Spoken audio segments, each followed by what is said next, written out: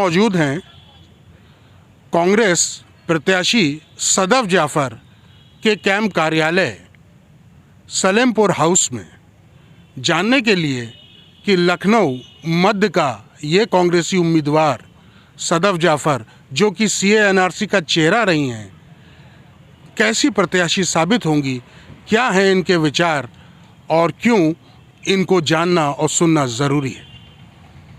आपसे पहला सवाल तो मेरा ये है कि आप लखनऊ मध्य से विधानसभा चुनाव प्रत्याशी हैं कांग्रेस की। आप कहना चाहेंगी कि कैसे आप कांग्रेस को इस त्रिकोणीय या चार कोणीय मुकाबले में बाकी प्रत्याशियों को मुकाबला दे पाएंगी?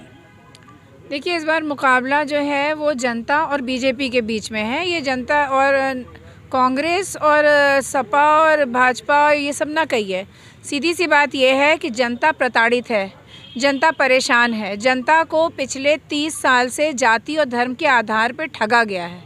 मैं सुबह से निकलती हूँ, रात तक मैं देख रही हूँ कि जो, हाँ, आज तो मैं उस क्षेत्र में थी जहाँ के पार्षद भाजपा से चुनाव लड़ रहे हैं, जहाँ पे रविदास मंत्री रह चुके हैं पहले, जहाँ का मौजूदा MLA भाग चुका है अपनी सीट छोड़ के।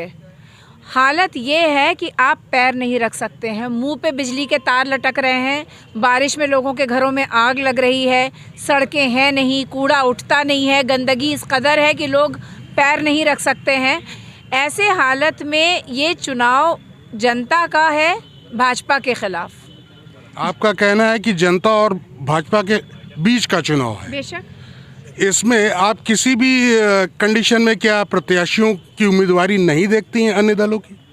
देखिए, सीधी सी बात यह है, वही मैंने फिर बात कह रही हूँ कि आप जब संविधान के आधार पे, बराबरी के आधार पे, जब आप ऐसे आधारों को रखकर जो कॉन्स्टिट्यूशन में एम्बेडेड हैं, उनके आधार पे जब आप चुनाव लड़ते हैं और जीतते हैं, तो आप जनता के भले के बारे में सोचते हैं। जब जाति और धर्म के आधार पे होता है तो वो तो आपने काला चश्मा या नीला चश्मा या हरा चश्मा या भगवा चश्मा लगा दिया है। उसके बाद जनता वही दिखाने की कोशिश करते हैं जो आप दिखाना चाहते हैं, और उसकी आड़ में जनता की साथ जो ठगी होती है वो मैं सुबह से लेकर शाम तक देखती हूँ। सरकारी स्कूल है नहीं, जो हैं वो काम नहीं कर रहे हैं। रोज़ मैं मिल रही हूँ लगातार बच्चों से, नन्ही ज़िंदगियाँ हैं, देश का भविष्य है, स्कूलों के बाहर है, स्मार्टफ़ोन नहीं अफोर्ड कर पाए। माँ बाप ने या तो नौकरी करते या स्मार्टफ़ोन ख़रीदते कि क्या करें, कैसे बच्चों को पढ़ाएंगे। आप उनको पढ़ा नहीं पा रहे हैं, आप उनको जो सरकारी स्वास्थ्य केंद्र है वो काम नहीं कर रहे हैं, डिफंक्ट है। गलियों में कूड़ा भजभजा रहा है, कीचड़ भजभजा रहा है। ऐसी हालत में आप कैसे उम्मीद कर सकते हैं बीमारियां नहीं फैलेंगी? तो एक तरफ बीमारी है, बेरोज़गारी है, अशिक्षा है, दूसरी तरफ जो है वो आपके भाजपा के MLA गायब हैं। पार्षद साहब के खुद जो है उनके यहाँ इतनी गंदगी है कि खुद ही अपनी पार्षदी तो संभाल नहीं पा रहे हैं, वो MLA बनने के सपने देख रहे हैं। अच्छा, एक बड़ा मज़ेदार सवाल बीच में आता है। आप NRC का भी एक मुखा चेहरा रही हैं लखनऊ में, और आपने बहुत सी समस्याएं देखी भी हैं। इस समय आप क्या देखती हैं, सबसे बड़ा वर्तमान 3 कौन से मुद्दे हैं जिस पर जनता वोट करेगी? साफ पीने का पानी, कूड़ा, बिजली के तार लटक रहे हैं, शिक्षा। आज ये 30 साल में जाति, फिर वही बात दोहरा रही हूँ, जाति और धर्म को चश्मा पहना के लोगों की मूलभूत ज़रूरतों से उन्हें दूर रखा गया है। जिस तरह की फिर रोटी, कपड़ा, मकान, दवाई, पढ़ाई, शिक्षा और सुरक्षा, यही मुद्दे हैं, इन्हीं के ऊपर चुनाव में लड़ूंगी। अच्छा, तो मैम, आप एक सवाल आपसे और करना वाजिब बनता है कि अगर आप विधायक चुन के आती हैं तो आप किस तरह इन समस्याओं को दूर करेंगी, या क्या प्रयास रहेगा? बहुत ज़्यादा कुछ थोड़ी करना है। आपको करना क्या है? आपको एक RO का प्लांट लगाना है। आप मत करिए यूपी समिट।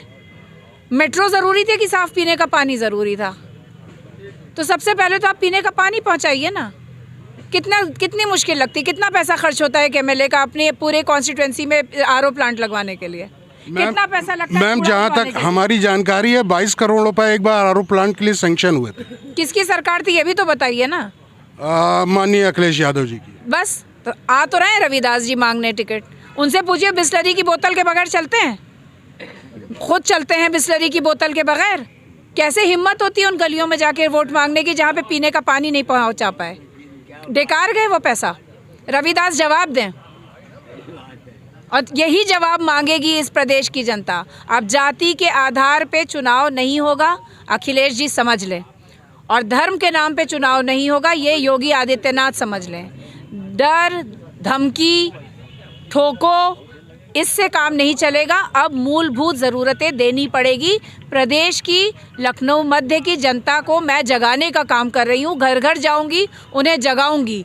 वोट देना ना देना उनकी मर्ज़ी है, पर कम से कम अपनी मूलभूत ज़रूरतों पे आवाज़ तो उठाए जनता, और उसी के आधार पे वोट करे।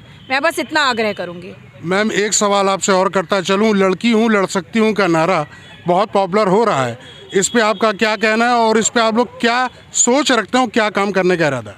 देखिए, ये जो भूमि है ना उत्तर प्रदेश की, यहाँ पे रानी लक्ष्मीबाई है। जिस ज़मीन पे मैं खड़ी हूँ, ये बेगम हजरत महल की भूमि है ना।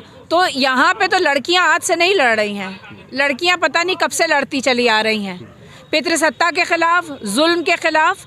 मैं उनकी, अगर देखा जाए तो एक तरह से उन्हीं में से एक हूँ।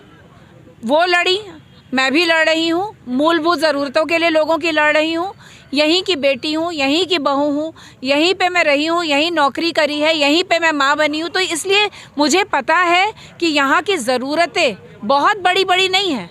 वही मैंने कहा, लोगों को मेट्रो इतनी नहीं चाहिए थी जितना कि साफ़ पीने का पानी चाहिए था, जितना कि साफ़ सड़कें चाहिए थी। बिजली के तार सिमट जाते तो लोगों के घरों में आग नहीं लगती। आज एक औरत एकदम तड़प के रोने लगी, कहने लगी मेरा सारा सामान जल गया, बेटी का दहेज रखा था, दुनिया का सामान रखा था, सब जल के ख़त्म हो गया, बिजली का तार मुँह पर लटक रहा था, आग लग गई।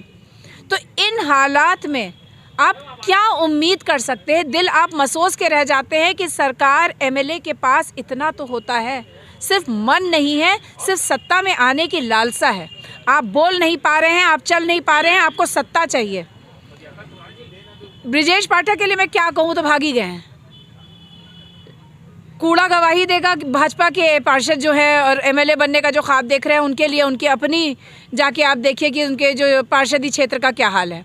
ऐसे हालात में लोगों को अब नहीं जागेंगे तो कब जगेंगे? मैं यही सवाल करती हूँ। जागिए, वोट करिए, कांग्रेस की एक ऐसी लड़ाकी प्रत्याशी को जिताइए जो आपके लिए लड़े। CNRC में जब मैं लड़ी थी तो मैं किसी धर्म विशेष, जाति विशेष के लिए नहीं लड़ी थी। मैं तब लड़ी थी संविधान को बचाने के लिए, ऐसे तमाम जल जंगल में रहने वाले लोगों के लिए जिनको तकलीफ़ों में रहते हैं, आदिवासी हैं, बहुत सारे ऐसे दलित हमारे भाई हैं, बहुत सारी ऐसी महिलाएं, बहुत सारी महिलाएं हैं। हो सकता है कि आपके घर में भी आपकी जो माँ हो या और कोई हो, उनके पास कागज़ नहीं हो। तो ये किसी धर्म विशेष की लड़ाई नहीं थी, ये भारत के में रहने वाले हर नागरिक के आत्मसम्मान की लड़ाई थी कि हम कागज़ क्यों दिखाएं। अपनी माँ के घर में अगर मैं रहती हूँ तो उसको प्यार करने के लिए, अपनी बेटी कहलाने के लिए मैं कागज़ क्यों दिखाऊं? तो अगर कांग्रेस इस बार उत्तर प्रदेश में आती है तो CNRC के लिए कुछ विशेष होगा? उसके लिए केंद्र में जब कांग्रेस आएगी तो डेफिनेटली होगा। लेकिन कांग्रेस जो है उसने ये कहकर मुझे टिकट दिया है, प्रियंका गांधी जी ने, कि मैं CNRC में हुए जुल्म के ख़िलाफ़ डटी रही, मैं घबराई नहीं। जब असंवैधानिक तरीके से मुझ पर जुल्म किया गया तब भी मैं यहाँ डटी रही। लड़की हूँ, लड़ सकती हूँ, प्रियंका जी को यकीन है इस बात का, और इसलिए उन्होंने मुझे टिकट दिया है। डेफिनेटली अगर कांग्रेस पार्टी यहाँ आती है तो CNRC को लागू नहीं होने दिया जाएगा। और वैसे भी नरेंद्र मोदी जी की अब हिम्मत हो तो लागू करके देखें। प्रदेश की क्या, पूरे देश की जनता आके बैठेगी, और जिस तरीके से किसान कानून वापस हुए, CNRC भी वापस करना पड़ेगा। मैम, एक चीज़ का जवाब और देती जाइए। आज प्रियंका जी अलीगढ़ में थी, उन्होंने कहा कि जो लोग गर्मी निकालने का और चर्बी हटाने का नारा दे रहे हैं, उसके विरुद्ध हम लोग नौकरी देने का और युवाओं को रोज़गार देने का नारा दे रहे हैं। इसके बारे में क्या कहना आपका? देखिए, पिछले 30 साल से हम देख रहे हैं कि जुमलेबाजी हो रही है। थू थू रैली, छी रैली एक ज़माने में हुआ करती थी। अब जो है वो इस मोटे मोटे आप जो हैं वो जायदादें ख़रीद रहे हैं, CBI ED से डर रहे हैं, एक दूसरे के ऊपर कीचड़ उछाल रहे हैं। हाँ, वो कह रहे हैं हम गर्मी निकालेंगे, हम नरमी निकालेंगे, हम फलाना निकालेंगे। आप जनता के हित की बात क्यों नहीं करते हैं? आप भर्ती निकालने की क्यों नहीं बात करते हैं? अखिलेश जी के सरकार में कम घोटाले हुए हैं क्या? उन्होंने भी घोटाले किए हैं, वहाँ पे भी भर्तियाँ नहीं निकलती थी। भाजपा ने तो खैर पराकाष्ठा है भ्रष्टाचार की। जिस तरीके से उन्होंने युवाओं का, महिलाओं के जीवन को नष्ट करने का काम किया है, ये तो अगर भाजपा में ऐसा नहीं होता तो अदला बदली नहीं हो रही होती। खदेड़े नहीं जा रहे होते इनके एमएलए जहाँ जाते हैं अपने क्षेत्र में। तो ये तो इन्होंने हालत कर रखी है। तो प्रियंका जी ने बिल्कुल साफ बात की कि आप जुमलेबाजी क्यों कर रहे हैं, आप सीधी बात क्यों नहीं करते हैं कि हम जो है नौकरी निकालेंगे, हम बेहतर स्वास्थ्य सुविधाएं देंगे, क्या दिक्कत है इसमें? बहुत बहुत शुक्रिया। एक विशेष बातचीत आज सदफ जाफ़र जी के साथ हुई। आप लोगों के बीच में इस तरह के प्रोग्राम्स, इंट्रो, आपका प्रत्याशी कैसा है उसकी जानकारी लेके हम आपके बीच में आते रहेंगे। अब दीजिए इजाज़त कैमरामैन राजेश सिंह के साथ मिराजुद्दीन सिद्दीकी को न्यूज़ ट्रैफिक की तरफ से। नमस्कार।